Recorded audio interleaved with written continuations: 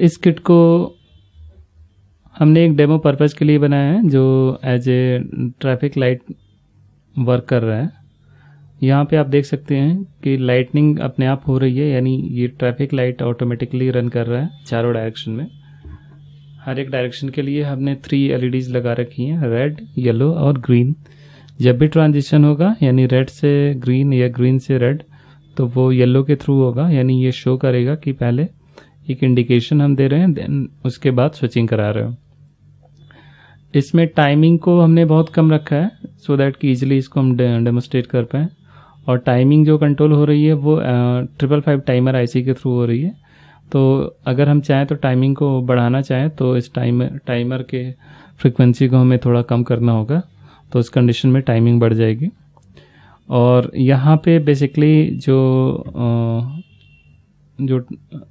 Logical जो हमारे system का जो लॉजिक है वो इस काउंटर IC से कंट्रोल हो रहा है, यानी एक डिकेट काउंटर IC हमने लगा रखा है और इसके साथ कुछ लॉजिकल गेट्स भी हमने बनाए हैं इन डायोड्स का यूज़ करके, जिससे ये पूरा सिस्टम इम्प्लीमेंट हुआ है। इसमें पावर सप्लाई को इंडिकेट कराने के लिए ये एक LED हमने लगाई है, ये इस ट्रैफिक लाइट का पार्ट नहीं है।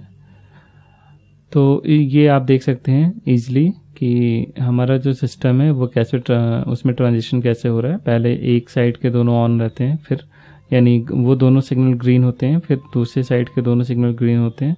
इस तरह से ये पहले जो हमारा ट्रैफिक है वो ये ऐसे और ऐसे ऑन होता है, फिर उसके थोड़ी देर बाद ऐसे और ऐसे ऑन हो जाता है। इस तरह से ये कहीं भी किसी भी क्रॉसिंग पे ये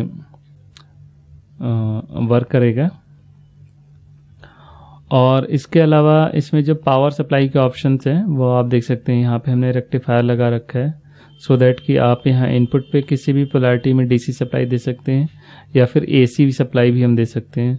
और यहाँ पे हमने एक रेगुलेटर IC 709 लगा रखी है, तो इसकी हेल्प से आपको पावर सप्लाई के लिए कोई स्पेशल रिक्वायरमेंट नहीं है। आप 9 वोल्ट से 12 वोल्ट के बीच में कोई भी पावर सप्लाई ईजिली यहाँ पे कनेक्ट कर सकते हैं। अब हम देखते हैं इस किट को हमें कैसे बनाना है। इस वीडियो लेक्चर में हमने पूरा डिस्क्रिप्शन दिया है इस प्रोजेक्ट का कि इसके कंपोनेंट्स को कैसे आप यूज़ करेंगे, कैसे उनको PCB बोर्ड पे लगाएंगे और फाइनली कैसे टेस्ट करके इसे हमें रन कराना है। और इसके अलावा आपको एक मैनुअल मिलेगा, मैनुअल से आप मैच करा लेंगे कि सारे कंपोनेंट्स और PCB बोर्ड आपके पास होने चाहिए।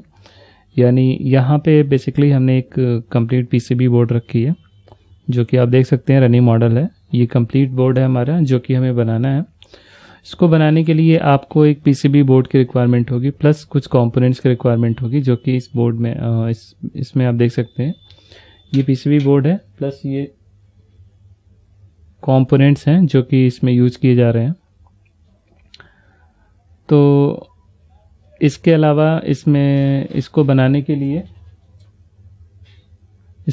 के लिए एक मल्टीमीटर की ज़रूरत पड़ेगी जो कि डिफरेंट टाइप के टेस्टिंग के लिए यूज़ किया जाएगा। जैसे आप रेजिस्टेंस चेक कर सकते हैं, उनकी वैल्यू चेक कर सकते हैं और आप वोल्टेज चेक कर सकते हैं अपने बोर्ड का, यानी डिफरेंट पॉइंट्स पे वोल्टेज चेक कर सकते हैं कि जो भी रिक्वायर्ड वोल्टेज है वो आ रहा है कि नहीं।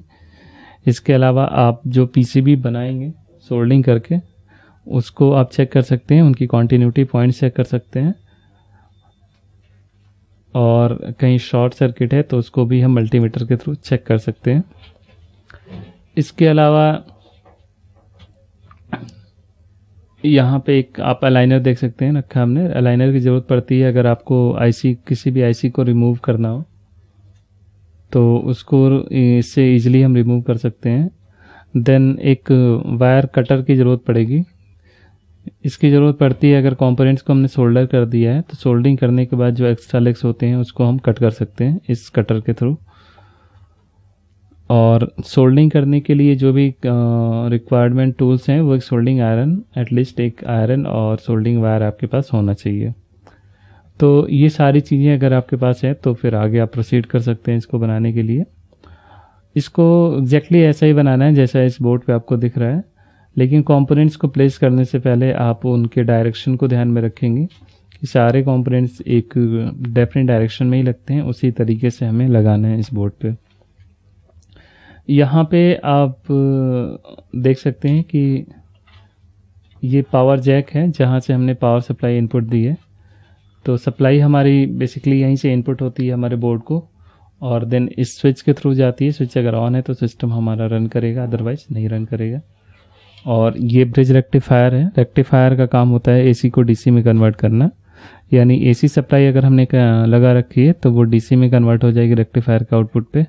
अदरवाइज अगर आपने डीसी ही लगा रखा है तो उसको ये बाईपास कर देगा, लेकिन एक सही पोलैरिटी के साथ ही आउटपुट पे वोल्टेज देगा। देन कैपेसिटर हमने लगा रखा है 1000 माइक्रोफैराड का, जो कि एसी रिपल्स को फिल्टर करता है, यानी एसी टू डीसी रेक्टिफिकेशन के बाद जो रिपल्स बच जाते हैं वो सारे इस कैपेसिटर के थ्रू फिल्टर हो जाते हैं।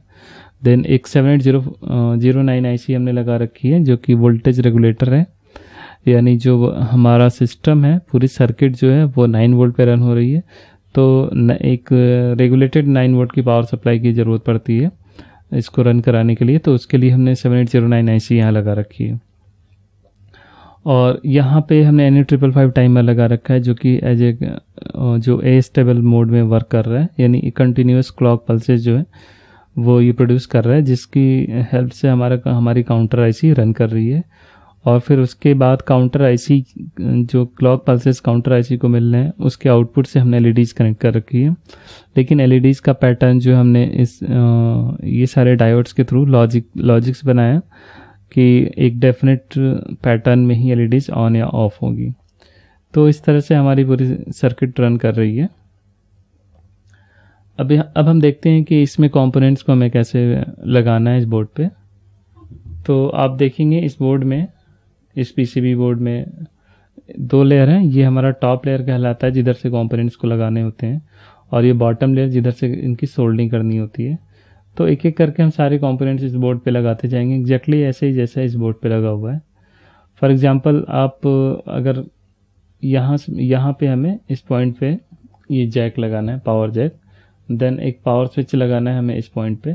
ये दोनों आप सही डायरेक्शन में ही लगेंगे, ये गलत डायरेक्शन नहीं लग पाएंगे। लेकिन यहाँ पे रेक्टिफायर है, रेक्टिफायर को लगाते समय हमें ध्यान रखना है इसके ओरिएंटेशन का, यानी